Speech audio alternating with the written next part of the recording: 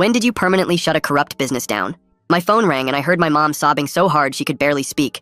Her voice was shaking as she tried to explain what happened at her favorite Polish restaurant downtown, where she'd been eating lunch every Tuesday for the past 5 years. She'd ordered her usual potato and cheese pierogi with extra sour cream when she noticed something dark under the toppings. When she moved the fried onions aside with her fork, she found a dead rat.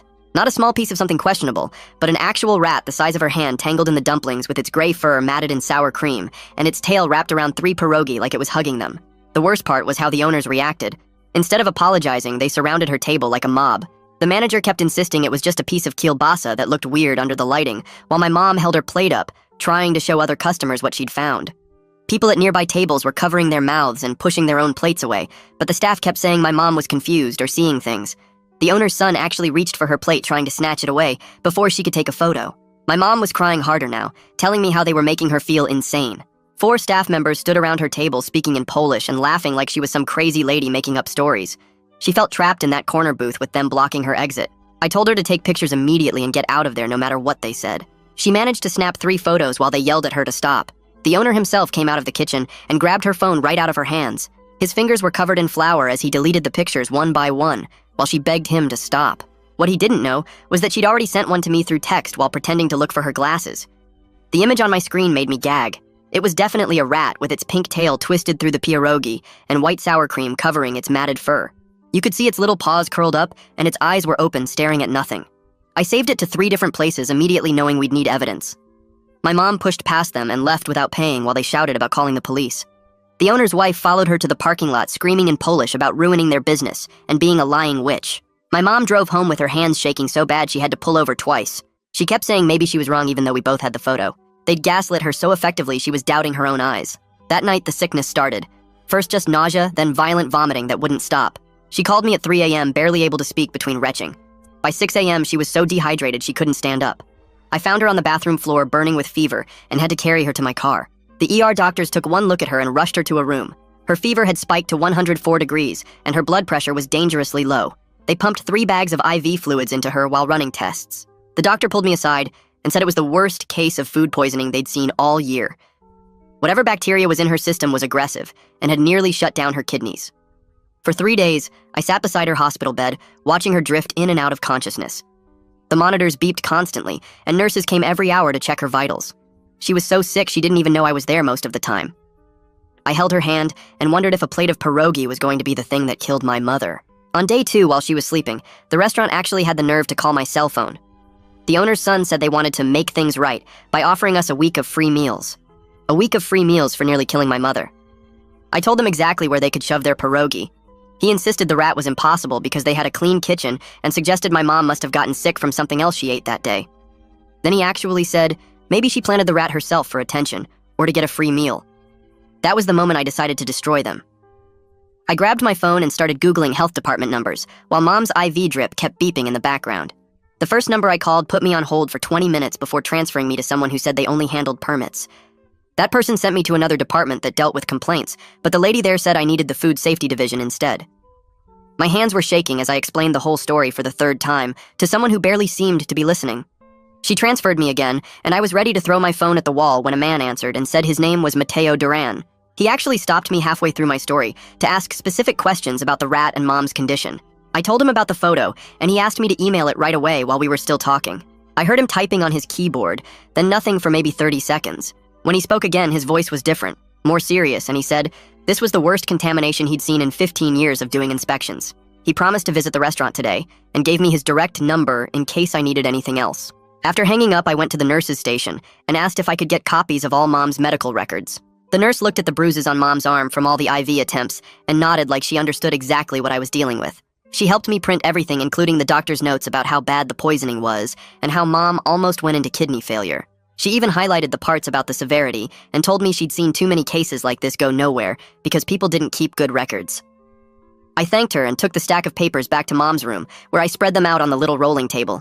That afternoon, while Mom dozed, I created separate folders on Google Drive, Dropbox, and iCloud with everything we had. The rat photo went in first, then all the medical records I'd just copied. Then I typed up a detailed timeline starting from when Mom called me crying at the restaurant. Every single thing I could remember went into that document, including the exact words the owner's son had said about Mom planting the rat. I even copied the photo onto a USB drive and walked down to the hospital gift shop to buy an envelope and stamps. My cousin Jake lived 3 states away, and I mailed him the USB with a note asking him to keep it safe just in case. Maybe I was being paranoid, but these people had already deleted evidence once and I wasn't taking any chances. My phone rang while I was walking back from the mailbox, and I saw it was the restaurant's number again. The owner's son started talking before I could even say hello, his voice aggressive and loud enough that I had to hold the phone away from my ear. He said they knew I had the photo, and if I shared it anywhere, they'd sue us for defamation and ruin us financially. I grabbed my personal phone from my pocket and started recording on the voice memo app while he kept ranting. He actually said the words, "We know about the rat photo," which made me want to laugh because he'd just admitted they knew about it. Then he said we were trying to destroy their family business over nothing, and that Mom probably got sick from something else she ate. He threatened to call the police on us for theft since Mom left without paying her bill. I told him to go ahead and call them, then hung up while he was still yelling. Mom woke up when I sat down hard in the chair next to her bed and asked what was wrong. Her voice was weak, but she was more alert than she'd been in days. I explained about the health inspector and the threatening phone call and asked if she was ready to fight these people on every level possible. She looked at the IV in her arm and the monitors tracking her vital signs and nodded slowly.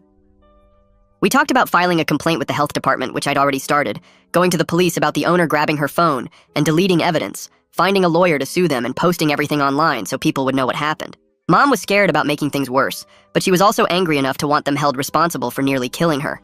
The next morning, I drove to the county building and stood in line at the health department office for 40 minutes. When I finally got to the window, I filed a formal complaint, and the clerk gave me an official case number. She said someone would follow up within 3 business days, but then Mateo called while I was still in the parking lot. He confirmed he was scheduling an emergency inspection for that afternoon, based on what he'd seen in the photo and heard about Mom's condition. Back at the hospital, I went to the lab and requested all of Mom's test results, especially the stool sample they'd taken when she first came in. The technician printed everything, and I saw the results showed salmonella contamination. The doctor had written notes on the report, saying the specific strain was consistent with rodent contamination, which was exactly what I needed to see in writing. I made 3 copies of that report and added it to all my folders. Mom was sitting up in bed when I got back, and she looked stronger, even though she still couldn't eat solid food. I asked if she was ready to talk about filing a police report for when the owner grabbed her phone and deleted the photos. She hesitated and said she was worried about making everything worse, but I reminded her that destroying evidence was actually a crime. The owner had physically taken her property and deleted things from it, which was destruction of property at minimum. Mom thought about it for a few minutes, then agreed we should document everything officially. I called Laura Michelle's law office from the number I'd found online and explained our situation to her assistant. When I mentioned the photo of the rat and how the owner had deleted evidence from Mom's phone, the assistant said Laura would definitely want to hear about this case. She scheduled us for a consultation the following week and asked me to email all our documentation ahead of time so Laura could review it. I spent the rest of that evening typing up everything that happened with the rat photo attached, getting angrier with each word I wrote. The post was 3 pages long by the time I finished, but Laura's assistant had said to wait until after our meeting before going public with anything. My fingers kept hovering over the submit button on Facebook while Mom slept in her hospital bed next to me. I closed my laptop and opened my phone instead, searching for the restaurant's name on every review site I could find. The Yelp page loaded first, and I started scrolling back through years of reviews, taking screenshots of anything that looked important. A woman from 2 years ago said she got food poisoning so bad she missed her daughter's wedding. Another person wrote about finding something gray and fuzzy in their soup, but the staff insisted it was just herbs. Someone else posted about seeing a mouse run across the dining room floor while they were eating. 3 different people mentioned getting sick in the past 6 months alone. I saved every single screenshot to multiple folders on my phone and laptop, making sure nothing would get lost. The reviews went back 5 years, and I read every single one, finding 7 total mentions of people getting sick or seeing signs of pests. Mom woke up briefly to use the bathroom, and I had to help her walk the 10 feet because she was still so weak. The nurse came in to check her IV and said she might be able to go home tomorrow if her fever stayed down. I barely slept that night in the uncomfortable hospital chair, waking up every time a monitor beeped or a nurse came in. The next morning, the doctor said Mom could leave, but she'd need constant care for at least a week. We stopped at the pharmacy on the way home, and the pharmacist's eyes got wide when he saw all the prescriptions. 5 different medications, including 2 types of antibiotics, something for nausea, something for dehydration, and pills to help her stomach heal. The total came to $300 even with insurance, and I had to put it on my credit card. Mom could barely walk from the car to her front door, and I had to basically carry her up the steps. I set up a whole system in her bedroom with all the medications labeled with times and doses, water bottles everywhere, and a notebook to track when she took what. She fell asleep as soon as her head hit the pillow, and I sat in her kitchen making a schedule for the next week. My phone rang while I was writing, and Mateo's name showed up on the screen. He told me his inspection that afternoon had found major problems, including food stored at wrong temperatures and mouse droppings in the storage area near the kitchen. The restaurant was getting shut down for at least 3 days while they fixed everything and did a deep clean. He said he'd found evidence of pest activity in multiple areas and gaps in the walls where rodents could get in. The owners had been given a list of violations 2 pages long and would face thousands of dollars in fines. I was taking notes on everything he said when my phone beeped with another call coming in. The voicemail notification popped up a minute later, and when I played it, I heard the owner's son screaming about how we destroyed their business. He said we'd pay for causing the inspection and making them close, that his family had been running that restaurant for 20 years and we were trying to ruin them over nothing. His voice got louder as he yelled that we were liars and criminals who would be hearing from their lawyer.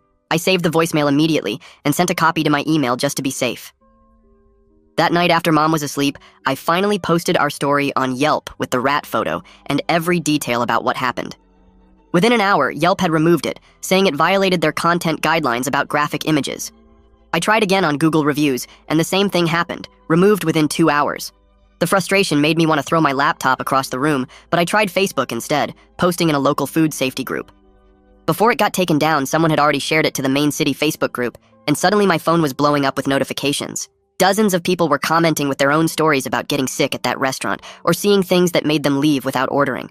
But then the restaurant's supporters showed up too, saying we were making everything up to get money, and that this was discrimination against Polish immigrants. People were arguing in the comments, calling each other names and posting angry messages. Someone even found my personal profile and started messaging me directly with threats. The health department called the next morning to schedule their follow-up inspection, and the woman on the phone mentioned they'd gotten over 30 complaints in the past 2 days. She couldn't officially confirm they were about the same restaurant, but her tone made it pretty clear. The deeper inspection happened 3 days later, and Mateo called me afterward with the results. They'd found temperature violations with meat stored too warm and vegetables kept at unsafe levels. The pest control measures were basically non-existent, with no records of professional treatment in over a year. But they hadn't found any active rats in the kitchen itself, which was disappointing even though the other violations were serious. He assured me the fines would be huge, and they'd have to fix everything before reopening. A week later, Mom's test results finally came back from the lab with definitive proof of salmonella contamination. The infection disease doctor at the hospital wrote an official letter saying the specific strain was consistent with exposure to rodent fecal matter. I made 10 copies of that letter and saved digital versions everywhere I could think of. Laura called that afternoon to say she was officially taking our case after reviewing all the evidence I'd sent. She immediately sent something called a preservation letter to the restaurant, requiring them to keep all their records, receipts, security footage, and any other evidence. She explained that the owner deleting Mom's photos showed consciousness of guilt, which would help our case significantly. My phone buzzed with a Facebook message from someone named Carlos Boone while I was still on the call with Laura. He said he used to work at the restaurant and quit 6 months ago because of the rats they refused to deal with. His message was full of typos, like he was typing fast and scared someone would see. He said he couldn't go public but wanted to help if I promised to keep his name out of it. I messaged him back immediately asking if we could meet, and he suggested a coffee shop across town the next morning. Laura said getting a former employee to talk would be huge for our case, even if he stayed anonymous. I barely slept that night thinking about what Carlos might tell me. The coffee shop was one of those trendy places with exposed brick and too many plants. Carlos was already there in a back corner booth, looking around nervously every few seconds. He was younger than I expected, maybe 25, with dark circles under his eyes. He started talking before I even sat down, saying he felt guilty for not reporting what he saw sooner. He pulled out his phone and started scrolling through photos from when he worked there. The first one showed mouse droppings scattered across a prep counter next to a pile of onions. Another showed a hole in the wall behind the freezer big enough to stick your finger through. The worst was a video of something moving in a bag of flour that made my stomach turn. Carlos said he showed these to the owner, who just told him to clean it up and not make a big deal. He said they'd sweep the droppings into the trash and keep cooking like nothing happened. One time, he found a dead mouse in the storage room, and the manager just threw it out and sprayed some bleach around. Carlos quit when he saw rat droppings in the pierogi filling, and the owner's son told him to pick them out and use it anyway. He was shaking as he transferred the photos to my phone using AirDrop. I asked if he'd signed something for our lawyer, and he said maybe, but he was scared of getting sued.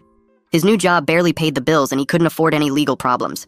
I promised we'd protect him, and Laura would make sure he stayed anonymous in any documents. He left through the back door, still looking over his shoulder. That afternoon, my phone rang with a number I didn't recognize, and the woman said she was Heidi Combs from Channel 7 News. She'd heard about our story from someone in the Facebook group before it got deleted. She wanted to interview Mom about what happened and maybe use our photo on the evening news. I told her we needed to check with our lawyer first about media strategy. She said she understood, but gave me her direct cell number in case we decided to go public. Mom was getting worse at home, not better like we'd hoped. She tried to eat some plain toast that morning but threw it right back up. Her hands shook when she looked at any food, and she kept checking everything for bugs. She'd lost 12 pounds already, and her clothes hung loose on her frame. She woke up screaming about rats in her bed, and I'd find her in the kitchen at 3 a.m. checking all the cabinets. The panic attack started whenever she tried to eat anything besides white rice or saltine crackers. Her doctor prescribed anxiety medication, but it made her too drowsy to function. I finally convinced her we needed to file a police report about the owner grabbing her phone and deleting evidence. The officer who came to the house actually took it seriously when I showed him the threatening voicemails from the owner's son. He said it showed a pattern of intimidation that would strengthen any criminal case. He took down everything in his notebook and gave us a case number for our records. Mom cried the whole time she gave her statement, but the officer was patient and kind. Mateo called the next day saying the health department was scheduling another inspection based on all the new complaints. He couldn't say exactly how many, but his voice suggested it was a lot. He mentioned that finding problems across multiple inspections would help them take permanent action against the restaurant. The property management company that owned the building called me after the health department contacted them. The property manager said 2 other tenants had been complaining about rats in the shared walls for months. A clothing store next door found droppings in their storage room, and the insurance office upstairs heard scratching in the ceiling. This was bigger than just the restaurant and involved the whole building. The management company was launching their own investigation and might evict the restaurant if the problem continued. That's when the restaurant went on the offensive with a long Facebook post calling everything a hoax. They said we were trying to extort money from a family business and destroy their reputation. They claimed the photo was fake and Mom made everything up for attention. They even suggested we were racist against Polish immigrants trying to make an honest living. I screenshot the whole post immediately, knowing their public denial would hurt them in court. Laura called within an hour saying their Facebook post was a gift to our case. She said we needed to be careful about any public response, though, and stick to provable facts only. She told me to avoid emotional language that their lawyer could use against us later. It was hard to stay calm when they were calling Mom a liar while she could barely eat. That night, someone anonymous sent me an email with security footage attached. The video showed the alley behind the restaurant with a clear view of their dumpster area. Rats were running in and out of gaps around the dumpster and climbing up the walls. The timestamp showed it was from last week, proving the problem was still happening right now. I forwarded the video to Laura and Mateo within minutes, and both of them called back excited about having current proof of the problem. Heidi came to our house the next afternoon with her camera crew and set up lights in our living room to make Mom's face stay in shadows while she talked. Mom sat on our couch with her hands shaking as she told the whole story from the beginning, and when she got to the part about them making her feel crazy, she started crying. So hard the crew had to stop filming for 10 minutes. She kept saying she knew what she saw, but they made her doubt herself. And the camera guy had to wipe his own eyes when she described being surrounded at her table. Heidi asked gentle questions about the hospital stay, and Mom showed the scars on her arms from all the IV lines they had to put in when her veins kept collapsing from dehydration. The interview took 3 hours, because Mom needed breaks to calm down, and Heidi said the raw emotion would really connect with viewers when it aired. 2 days later, Mateo called me from his personal phone, not his work one, and said he couldn't officially tell me this, but they'd gotten 7 new complaints since our story went public on social media. He said when that many people come forward at once, it usually means the problem has been going on for years, and people were just too scared or embarrassed to report it before. He couldn't give me names or details, but said the complaints went back 18 months and included 2 other people who got sick enough to need medical care. Carlos texted me that night saying he'd thought about it and would give Laura a sworn statement about what he saw when he worked there, as long as his name stayed private.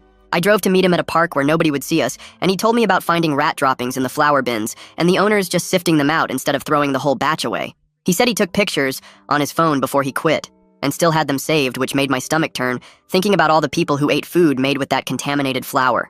Laura called him the next morning and took his statement over the phone while recording it, and she said his testimony about them knowing about the rats for months was exactly what we needed to prove negligence. The health department scheduled their follow-up inspection for that Thursday and didn't tell the restaurant ahead of time like they usually do for routine checks. Mateo couldn't tell me what they found officially, but he called that afternoon and just said we should watch the news that night because there would be a story about downtown restaurant closures. The news showed the health department notice taped to the restaurant's front door, ordering immediate closure for critical violations and requiring professional pest control before they could reopen. The report said inspectors found fresh rat droppings in the dry storage area and gnaw marks on food packaging, plus evidence of nesting materials behind the freezer. The owner stood outside yelling at the news cameras that it was all lies and discrimination, but you could see his own employees in the background looking relieved the place was finally shut down. The next morning, about 20 people showed up outside the health department with signs saying the city was targeting immigrant businesses, and the whole thing was about racism, not food safety. I watched from across the street feeling sick as they twisted everything into us being the bad guys trying to destroy a family, just trying to make a living. The protesters included some regular customers who said they'd eaten there for years without problems, and this was all blown out of proportion by one crazy woman trying to get money.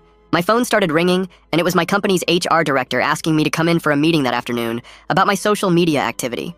She sat me down in a conference room and pulled up printouts of my Facebook posts about the restaurant and said, while she understood this was personal, I needed to be careful about what I posted while employed there. She said the company had gotten calls from people saying I was using my position to destroy a local business, and they needed to protect their reputation by keeping employees from controversial public statements.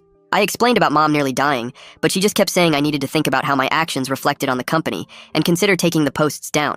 The stress of fighting on so many fronts was making me lose sleep, and I'd started checking our doors were locked 3 times before bed, worried about retaliation. Laura filed our civil lawsuit the next week, asking for damages for negligence, intentional infliction of emotional distress, and destruction of evidence when the owner deleted Mom's photos. The process server went to the restaurant while they were doing their mandated deep cleaning and handed the papers to the owner right in front of his whole staff and the cleaning crew. Laura said the owner turned red and started screaming in Polish, but legally he'd been served and now had 30 days to respond to our complaint. Within a week, their lawyer filed a countersuit claiming we'd orchestrated everything to destroy their business and were guilty of defamation and intentional interference with their livelihood. Laura laughed when she read it and said this was standard intimidation tactics that defendants always try to judges see right through it, but it still made my chest tight thinking about being sued ourselves. She said we had truth as our defense and not to worry, but I spent hours going through all our evidence again, making sure we could prove everything we'd said publicly. Heidi called to say the news segment was ready and would air Thursday night at 6 and 11, and she thought we'd be happy with how balanced but powerful it came out. That night, we sat in front of the TV and watched as Mom's interview played with her face shadowed, but her voice clear as she described what happened and how they tried to gaslight her. They showed the health inspection reports on screen and played Carlos's statement with his voice disguised while showing the photos he'd taken of droppings in the flower bins 6 months ago. The segment included a statement from the restaurant, calling it all lies, but Heidi's reporting just laid out facts without taking sides, which made our case look even stronger. My phone started buzzing immediately with supportive messages, but within an hour, the harassment started too, with people finding my LinkedIn profile and sending messages calling me a liar and worse. Someone found my work email and sent a message to my boss saying I was a racist trying to destroy immigrants and should be fired immediately. I spent the whole night documenting every threat and adjusting my privacy settings on every platform, but felt constantly on edge knowing these people were looking for ways to hurt us. 2 weeks later, Laura called to say we had our preliminary hearing about the restaurant's request for a gag order to stop us from talking publicly about the case. The courthouse downtown was old with marble floors that made every footstep echo, and Mom gripped my arm tight as we walked to the courtroom. The owner and his son sat at a table across from us with their lawyer, who kept shuffling papers and whispering to them while we waited for the judge. When the judge came in, everyone stood and she looked tired already, like she'd heard too many cases that morning. Their lawyer stood up first and talked for 10 minutes about how our social media posts were destroying their business and making it impossible to get a fair trial if this went to court. He showed printed screenshots of my Facebook posts and the news coverage and kept saying we were trying the case in public instead of the courtroom. Laura stood up next and explained that everything we'd posted was factual and protected by the First Amendment and that they couldn't silence us just because the truth hurt their business. The judge looked at both sides for a long moment, then said she wouldn't grant the gag order, but warned everyone that any public statements that might prejudice a potential jury could have consequences later.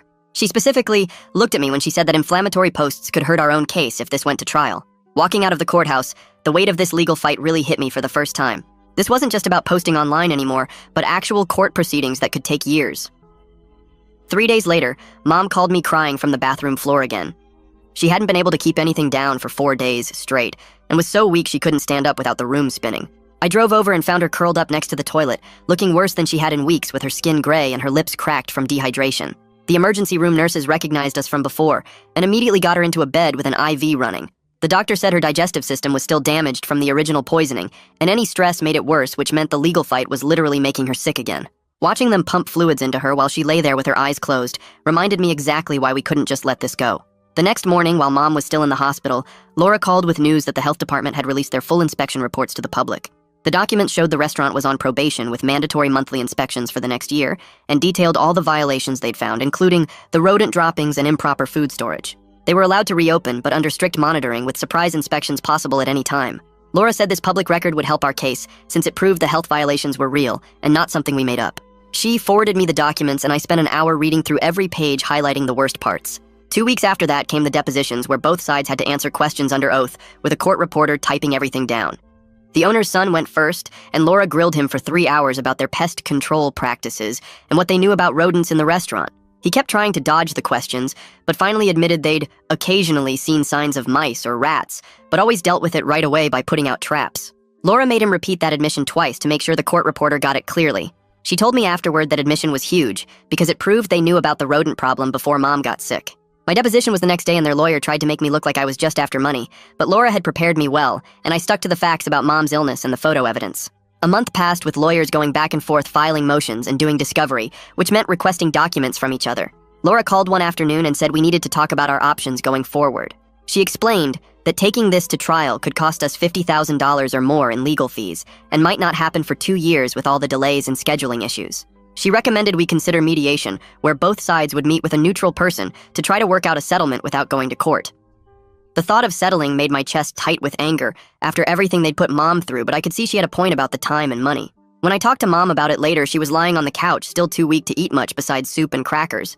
She said she was exhausted from the whole fight and just wanted to focus on getting better instead of spending years in courtrooms. 2 days later, the restaurant's insurance company made their first settlement offer through their lawyer.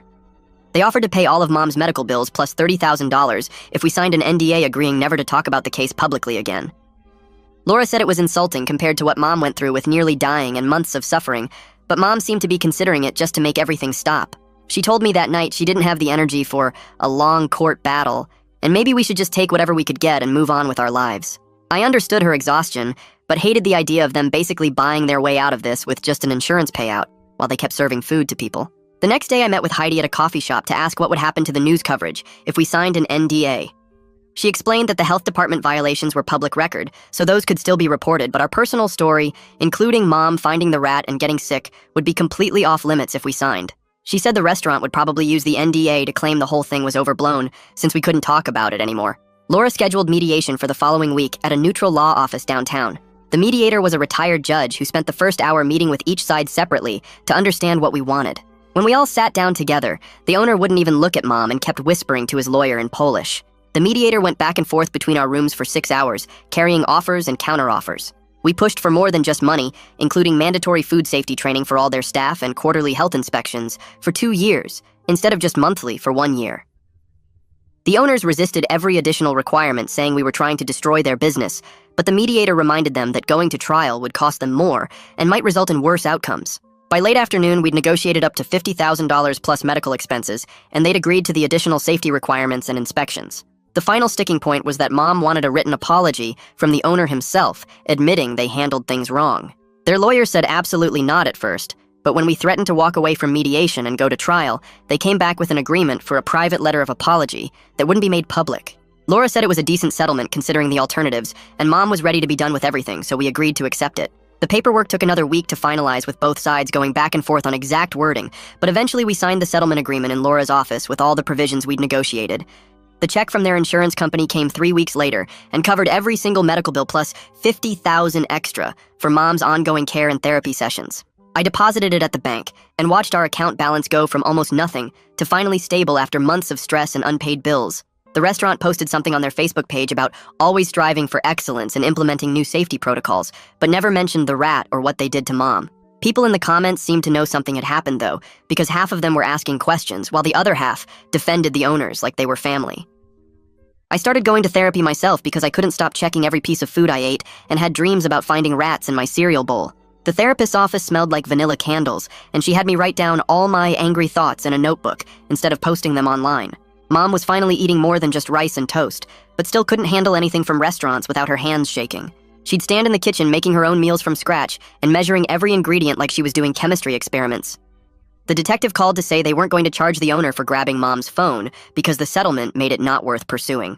I hung up feeling disappointed, but not surprised since the whole system seemed designed to protect businesses over people. Mateo sent me the health department's final report showing the restaurant had paid all their fines and was passing their monthly inspections now. The report had photos of their newly sealed walls and industrial pest control equipment that should have been there all along. Mom went to her friend's backyard barbecue last weekend and actually ate a hamburger without having a panic attack. She sat at the picnic table laughing with everyone and only checked her food twice before taking a bite. I kept all our evidence in 3 different cloud folders and on 2 external hard drives just in case we ever needed it again. Every few weeks, I'd check the restaurant's latest inspection reports online to make sure they were staying clean. Part of me still wanted to see them shut down completely, but I was learning to focus on Mom getting better instead of revenge. She'd gained back 5 of the 12 pounds she lost and could sleep through the night without nightmares, most of the time. The restaurant stayed open, and people kept eating there like nothing had happened, which made my chest tight whenever I drove past. Their parking lot was always full on Friday nights, and I'd see families walking in not knowing what had happened to Mom in that corner booth. I thought about standing outside with the rat photo warning people, but my therapist said that wouldn't help anyone heal. Mom started making pierogies at home using her grandmother's recipe, and they were better than anything that restaurant ever served. She'd make huge batches and freeze them in portions, so she always had safe food ready to eat. The owner never sent the apology letter he promised in the settlement, but Laura said pursuing it would cost more than it was worth. I deleted the restaurant's number from my phone and stopped reading their Facebook page because it just made me angry. Mom joined a support group for people with food trauma and met others who understood why she couldn't eat at restaurants anymore. The group met at the library every Tuesday, which was the same day she used to eat at that Polish place. She came home from meetings looking stronger and talking about maybe trying a food truck someday when she felt ready. I organized all the medical records and legal documents into a filing cabinet in my closet and tried not to look at them. The local news did a follow-up story about restaurant inspections in general, without mentioning our case because of the NDA. Heidi interviewed the health department supervisor who talked about new inspection protocols while I watched knowing we'd caused those changes. Mom made dinner for both of us every Sunday now, and we'd eat together at her kitchen table talking about anything except food safety. She was getting better one meal at a time, even if she'd never be the same person who trusted restaurants completely. I stopped driving past the restaurant on purpose and took different routes to avoid seeing their stupid neon sign. The anger was still there, but it didn't burn as hot as it used to when I thought about what they did. Mom was alive and getting stronger every day, which mattered more than destroying their business completely. I learned to be okay with imperfect justice, because perfect justice would have meant Mom never got sick at all. Well, that was definitely a journey to share with you all. Kinda makes you look at things a little differently, right? Thanks for sticking around with me. Like the video? It helps more than you think.